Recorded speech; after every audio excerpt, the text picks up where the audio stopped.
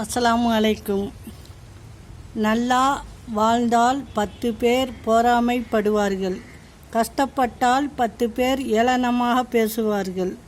எப்படி வாழ்ந்தாலும் குறை சொல்லும் மனிதர்கள் மத்தியில் அடுத்தவன் என்ன பேசுகிறாங்கன்னு பார்க்காமல் அடுத்தது என்ன பண்ணலாம்னு யோசிச்சுக்கிட்டு போயிட்டே இருக்கணும்.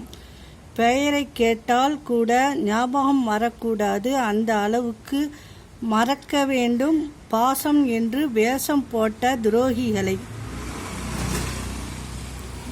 என்னை மறந்த உறவுகளிடம் நான் கேட்பது ஒன்றுதான், மீண்டும் என் வாழ்வில் வந்து விடாதீர்கள். உணர்வுகளை வார்த்தைகளில் விவரிப்பது அத்தனை எளிதல்ல. யாரோ ஒருவன் உன்னை உண்மையாக நம்புபவரிடம் பொய் சொல்லாதே, அது மரணத்தை விட மோசமான வழி.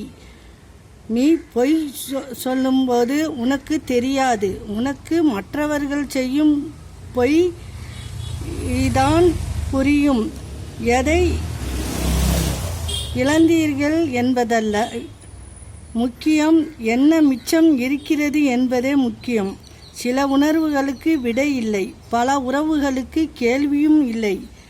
சேர்ந்தே பயணிக்கிறோம், கேள்வியும் பதிலும் இல்லாமலே.